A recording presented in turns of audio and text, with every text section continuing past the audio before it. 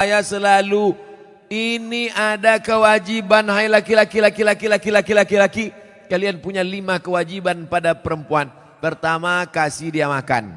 Pagi lontong sayur, siang capcay, malam tak usah kita bahas lagi. Pertama, kasih dia makan. Yang kedua, kasih dia pakaian. Karena sekarang banyak laki-laki yang tak mengasihi bininya pakaian. Kalian tengoklah di mall-mall tuh. Kain belum berjahit dipakai, celana kuyak dipakai. Yang ketiga, kasih dia tempat tinggal yang layak. Yang keempat, kasih dia pendidikan. Aslinya kalian laki-laki yang mendidik istri kalian. Dek, ini namanya idgham, ini namanya qalqalah, ini namanya ikhfa, ini namanya... Aslinya laki-laki yang mendidik istrinya. Tapi karena tak sanggup maka diajarkan kepada guru mengaji. Makan, pakaian, tempat tinggal, pendidikan, perhatian. Banyak perempuan sekarang pakai tumit sepatu 15 cm. Itu perempuan yang perlu perhatian. Tak diperhatikan dia. Itulah ingin diperhatikan orang. Dipakainya tumit sepatu 15 cm. Dia yang makai, kita yang takut. Nengok dia, ai jatuh. Kalau sudah kau kasih 5 kewajiban, maka gugurlah kewajiban engkau di hadapan Allah Subhanahu wa taala. Itu standarnya. Lebih dari yang 5 itu berarti engkau sudah adil. Gimana laki-laki? Siap memberikan yang 5 tadi? Dah, soleh-soleh semua itu insyaallah. Selamat malam Ustadz. Assalamualaikumnya ada, cuman dia pakai selamat malam. Saya tak mau disebut selamat malam. Iya malam selamat, besok pagi. Apalagi udah kena laporkan nih, ngeri-ngeri juga gitu kan. Iya, janganlah kalian mancing-mancing. Saya hamba Allah Pak Ustadz, alhamdulillah. Sekarang banyak orang hamba harta, hamba kuasa, hamba setan, hamba hantu. Bagaimana cara menjaga sholat agar lebih khusyuk dan tak malas Pak Ustadz? Itu nampak api kan? Kalau nanti terlintas di hatimu malas sholat, bakar jari sebentar. Berapa lama kau tahan? Buatlah. Agak-agak gosong sedikit. Hai tangan, tahan kau masuk neraka nanti tangan.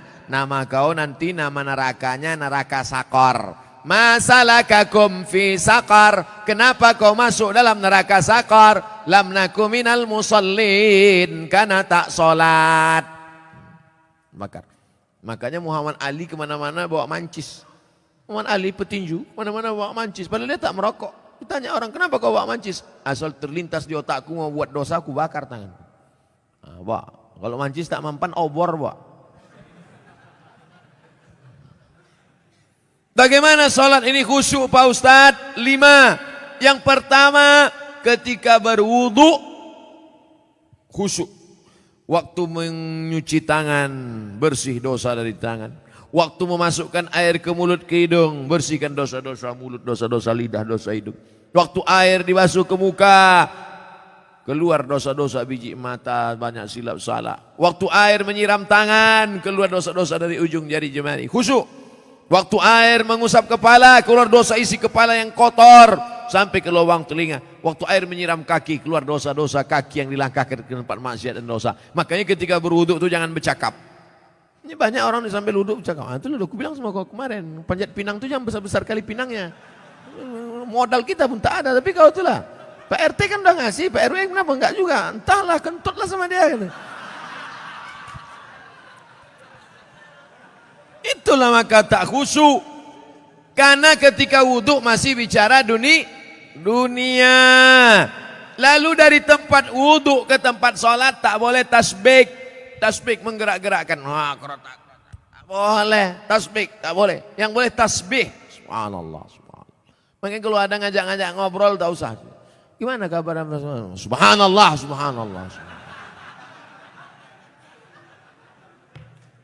3. Ada terdengar azan, jawab. Hayya 'alas shalah. La haula wala quwata. Jangan bicara waktu azan. Siapa yang bicara ketika azan dikumandangkan, matinya mati su'ul khatimah. Begitu kata Syekh Imam Nawawi, Syekh Jalaluddin Abdurrahman As-Suyuti. Hati-hati. Lalu kemudian yang keempat, membaca bukan mutalaah. Mutalaah mulut tak bergerak. Waktu sholat itu membaca. Allahu Akbar kabira walhamdulillahi katsira. Ini banyak orang sholat mulutnya diam.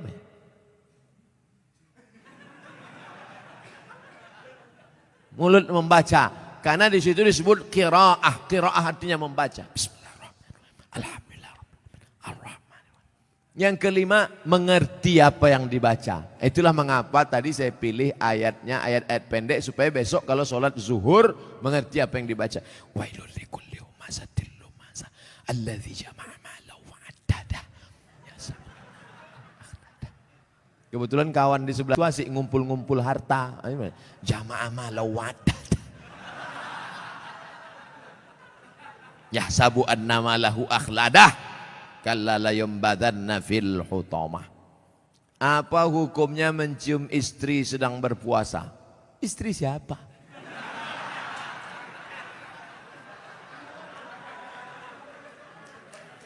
Kalau istri engkau yang kau cium maka tak batal. Dalilnya Nabi mencium Aisyah. Tapi kalau dia ihtiyat, hati-hati, takut dia tak bisa mengendalikan hawa nafsunya seperti Nabi Muhammad SAW, maka dia ihtiyat, dijaganya.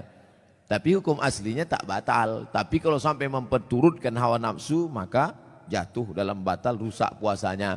Man lam yada imsakun nafsi, menahan diri, anil mahzurati, dari semua yang terlarang, min tulu'il fajri, dari terbit fajar, ila ghurubi syamsi, sampai tenggelam matahari. Itu definisi puasa.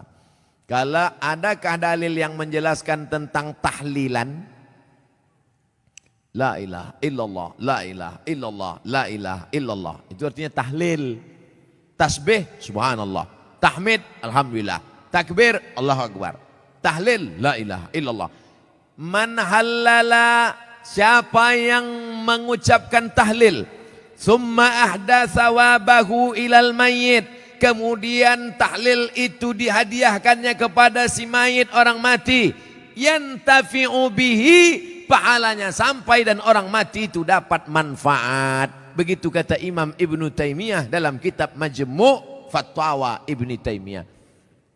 Kenapa Ustaz pilih pendapat Ibnu Taimiyah? Karena yang banyak melarang-melarang nih sekarang anak-anak buahnya Ibnu Taimiyah. Paham?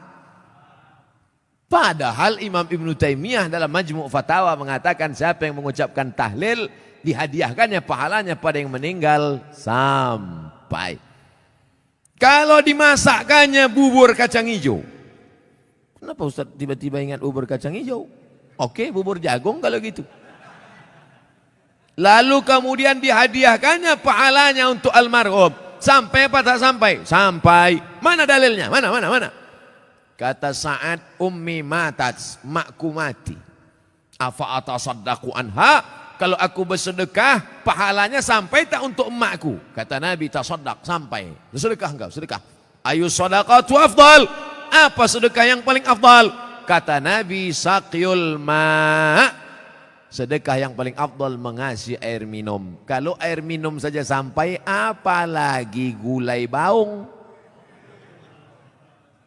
Artinya sedekah sampai, sedekah sampai, tahlil sampai. Apalagi? Bacaan Quran. Yasin wal Qur'anil Hakim, innaka laminal mursalin. Sampai apa tak sampai bacaan Quran pada orang meninggal dunia? Sampai. Bacaan Quran untuk orang meninggal dunia sampai. Mana dalilnya? Ketika Nabi SAW melewati suatu makam, diambilnya pelepah korma, ditusukkannya ke makam itu. La'allallaha an yukhaffifa adzabahuma ma lam yaibasa. Tasbih pelepah korma sampai pada orang yang meninggal. Apa komentar Imam Nawawi dalam kitab Majmu', dalam kitab Al-Minhaj Syarah Sahih Muslim Ibn Al-Ajjaj? Kalau tasbih pelepah korma saja sampai, apalagi bacaan Quran orang yang beriman.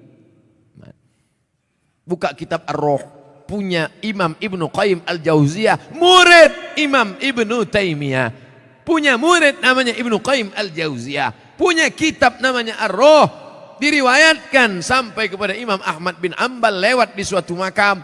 Ada orang membaca Al-Quran, Imam Ahmad bin Ambal melarang.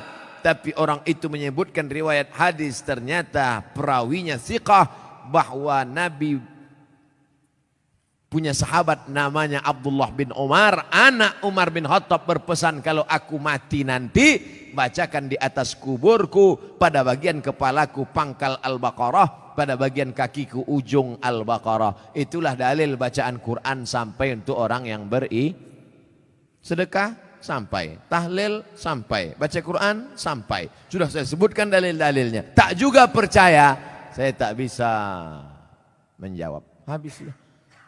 Saya cuma bisa minta nama lengkap supaya nanti kalau mati saya kirim. Kalau tak sampai, cepat-cepat kasih kabar.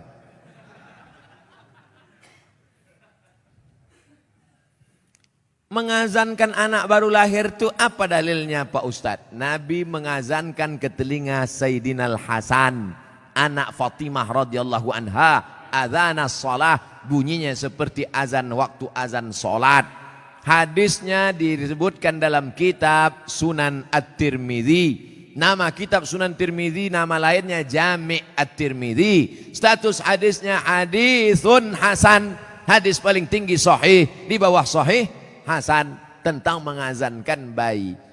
Anak saya mengazankan. Allahu Akbar, Allahu Akbar. Tapi tidak kuat macam itu. Terkejutlah dia.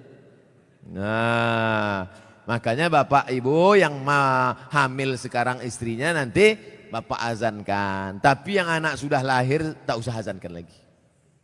Ini anak udah semester 2. Balik dari sini sebentar. Allahu Akbar. Apanya ayah ini gitu.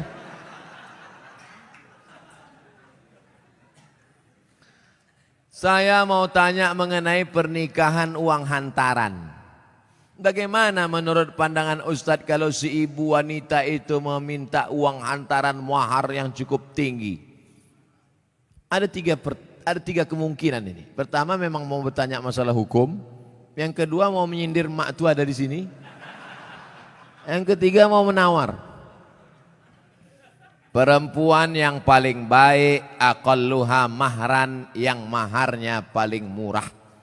Wahai ibu-ibu, turunkan harga mahar.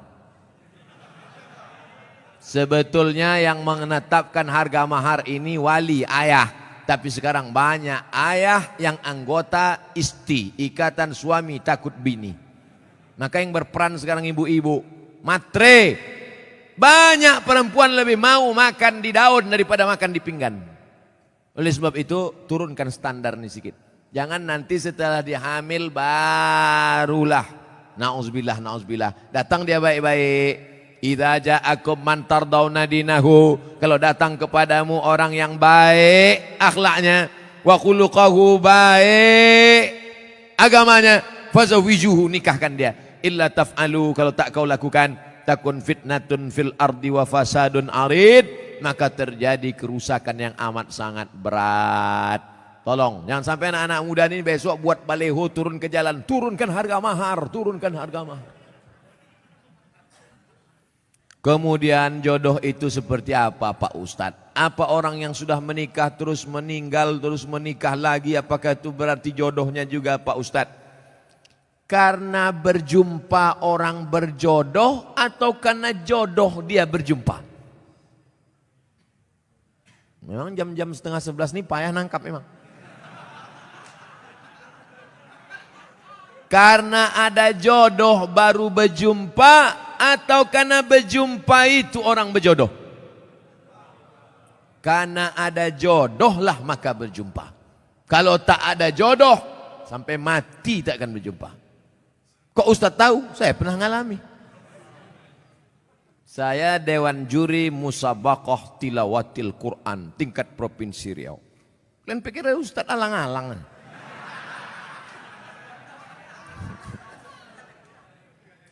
Waktu itu belum nikah. Kata kawan saya, Mat, Kucarikan kau perempuan qori'ah hafizoh. Kami dewan juri waktu itu.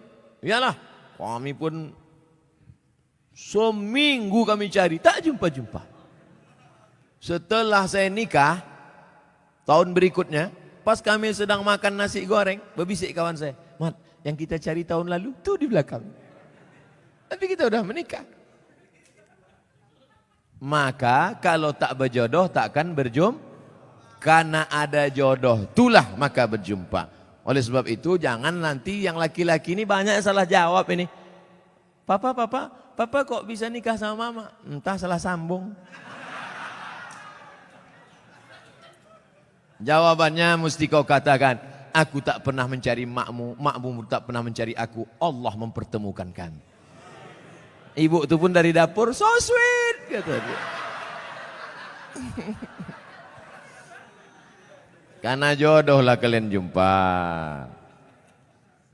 Mengapa Tuan Syekh Abdurrahman digelar dengan Syekh Silau Laut? Syekh Abdurrahman lahir di Kampung Rau, sekarang masuk Kabupaten Batubara.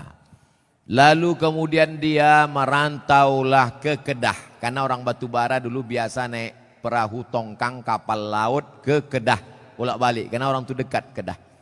Sampai di Kedah belajarlah dia 7 tahun dan ikut lomba silat, menang, bekerja di kerajaan Kedah.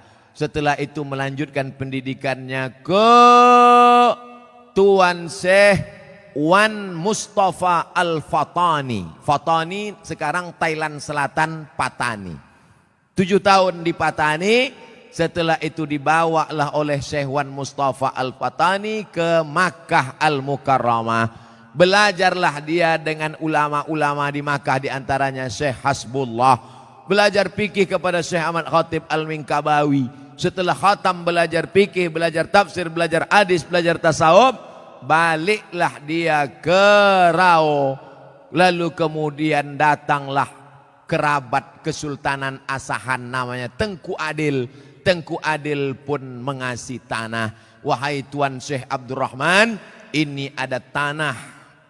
Nama tanah itu Silau Laut. Maka orang menyebutnya tak lagi sebut namanya, tapi Tuan Syekh Silau Laut. Sama macam siapa tuh? Tuan Syekh Besilam. Padahal nama aslinya adalah Tuan Syekh Abdul Wahab. Kampungnya di Rokan Hulu, namanya Rantau Binuang Sakti, tempat lahir Syekh Abdul Wahab Rokan.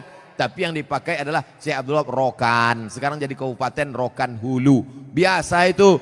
Tuan Syekh mana? Tuan Syekh Fulan, nama kampungnya yang disebutkan. Tuan Syekh Purbabaru, padahal namanya Tuan Syekh Mustafa Husain. Nah, jadi nama kampung yang disebut. Itu maka disebut Tuan Syekh Silau Laut karena nama kampung itu. Apa karomahnya Pak Ustadz? Banyak karomahnya disebutkan dalam buku ditulis oleh cucunya. Namanya Tuan Syekh Dr. Andus Haji Mansur bin Haji Syekh Muhammad Ali bin Syekh Abdurrahman, cucunya, menulis buku. Ditulis pada masa Gubernur Raja Inal Siregar. Waktu haul dibagikan buku-buku itu. Banyak karomah disebut situ. Apa motivasi orang memasuki tarekat Sattariyah Pak Ustadz? Tarekat itu sampan. Ada sampannya namanya Sattariyah, namanya nakhodanya Abdullah Sattari. Ada nama sampannya Saziliyah, nama nakhodanya Abul Hasan As-Sazili. Ada nama sampannya Naqsabandiyah, nama nakhodanya Bahauddin Naqsabandi. Ada nama sampannya Ahmadiyah, tapi bukan yang aliran Ahmadiyah yang sesat. Tarekat Ahmadiyah, nama nakhodanya Sayyidi Ahmadil Badawi. Itu sampannya, tapi lautannya tetap la ilaha illallah Muhammadur Rasulullah. Jadi yang mau ikut tarekat sama aja macam naik sampan. Lautnya la ilaha illallah, sampannya macam-macam. Ada yang mau sampan naik speedboat, mau cepat. Ada satu yang naik kapal tongkang kayu. Dia mau slow. Kau tak ikut? Enggak, aku mau menikmati laut ini, mau slow aja. Nah, macam-macam. Begitu lebih kurang gambaran tentang tarekat. Tarekat artinya jalan. jalan mendekatkan diri kepada Allah Subhanahu wa ta'ala. Apa doa anak terhadap orang tuanya itu sampai? Hadis Sahih Muslim. Idza matal insan, kalau orang mati inqata'a, putus amalnya illa min salasin, kecuali 3. Shadaqatin jariyah, amal sedekah, ilmin yuntafa'u bi, ilmu yang bermanfaat. Yang ketiga, waladin shalihin yad'ulah, anak yang soleh. Makanya kita selalu minta doa Rabbi habli minas shalihin. Saya ingin sekali mendoakan orang tua saya supaya terbuka pintu hidayahnya, karena kami sangat menyayanginya. Doakan orang tuamu di sujud terakhir saat sholat, sunat, tahajud, witir, duha. Tapi jangan pakai bahasa Indonesia, nanti sholatnya batal. Dalam hati saja, ya Allah, ayahku ini berhentilah pakai sabu-sabu. Kenapa ketawa? Di masjid kami setiap malam Jumat ada pengajian. Kenapa cuma tiap malam Jumat? Tiap malam lah. Malam Senin fikih, malam Selasa hadis, malam Rabu akidah, malam Kamis tasawuf, baca Ihya Ulumuddin, malam Jumat stop wirid Yasin, malam Sabtu pengajian akhlak, malam Ahad tablik akbar. Masjid mesti penuh tiap malam, karena kalau tidak kosong masjid. Akan tetapi waktunya dimulai ketika azan sholat isya hendak berkumandang, sehingga jamaah sholat isya pergi ke masjid lain. Apakah sikap Ustadz itu benar membuka pengajian ketika azan isya berkumandang? Habis sholat isya dulu, habis sholat isya baru buka pengajian. Kenapa mesti pas azan isya itu? Sholat isya dulu, habis sholat isya baru buka pengajian. Saya selalu membuka pengajian maghrib. Kalau pengajian di Pekanbaru maghrib. Supaya apa? Supaya orang sholatnya 2. Maghrib berjamaah, isya berjamaah. Karena kalau dibuat isya, banyak jamaah datang lambat. Bahkan diumumkan, jamaah Ustadz udah terduduk setengah jam. Buat pengajian maghrib. Maghrib ke isya. Di Malaysia kami gitu. Maghrib, isya, pengajian. Habis isya, tanya jawab. Efektif. Doa berhajat, dia berhajat naik haji dengan menjual tanah. Namun anak-anaknya melarang, malah minta bagian tanah. Dibagi sebagai warisan jika orang tua meninggal. Sehingga orang tua tak jadi mendaftar haji. Bagaimana sikap orang tua dan sikap anak-anaknya ini? Desa kami banyak tanah ladang lebar-lebar Pak Ustadz. Oh, kalau dapat anak tak bertuah ini udah jadi. Datanglah emak-emak umur 70 tahun menggigil. Saya habis pengajian subuh.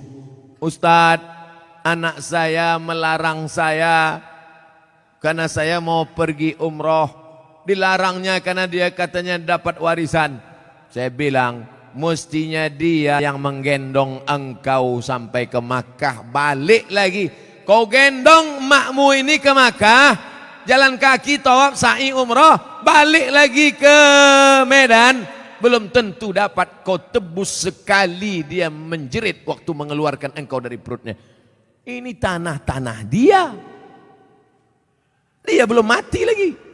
Udah kau atur pula harta warisannya. La ilaha illallah. Tak mencium bau surga orang durhaka.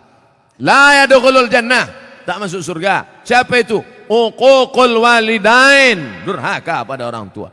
Dia mau pergi haji, biar pergi haji. Mak, aku tak bisa membahagiakan kau, mak. Mestinya aku membayarkan ONH nih. Mestinya aku membawa engkau ke Makkah. Aku tak bisa. Ini di tanah-tanah dia. Mau berangkat dia. Berangkat di tanah suci. Ini harta dia pula ditahan. Disuruh pula bagi dia sebelum mati. La ilaha illallah Muhammad Rasulullah. Naik darah tinggi saya. Ustadz mohon pencerahan permasalahan saya ini. Beberapa bulan yang lalu saya keguguran. Usia kandungan 3 bulan 10 hari. Tapi ada yang berkata kepada saya bahwasanya saya terkena azab. Mohon jawabannya Pak Ustadz agar tidak mengganjal di hati saya. Semoga Pak Ustadz selalu dalam lindungan Allah Subhanahu wa taala. Amin ya rabbal alamin. La yusibul mu'min min nasabin wala wasabin wala saqamin wala syaukin yastakuha. Susah hati, gundah gulana, musibah, duri menusuk tapak kaki, illa kaffarallahu anhu biha sayi'atu. Sesungguhnya Allah ingin menghapuskan dosa-dosamu. Bu, janinmu gugur 3 bulan 10 hari, kau bukan kena azab. Allah ingin membersihkan engkau dari dosa-dosamu, Bu. Jangan kau dengarkan cakap orang. Di dunia ini kalau dengar cakap orang makin pusing kepala kita. Orang yang terkena musibah itu 3. Yang pertama, Allah ingin menghapus dosanya. Yang kedua, Allah ingin memberikan dia balasan pahala yang lebih besar daripada haji, lebih besar daripada umrah, lebih besar daripada jihad. Apa itu? Sabar. Nih, anak keguguran 3 bulan 10 hari, sabar. Maka Allah berikan balasan. Apa balasan ibu yang sabar keguguran? Innama yuwaffas sabiruna ajrahum bighairi hisab. Allah berikan balasan bighairi hisab, unlimited edition. Pertama, dosa ibu diampuni.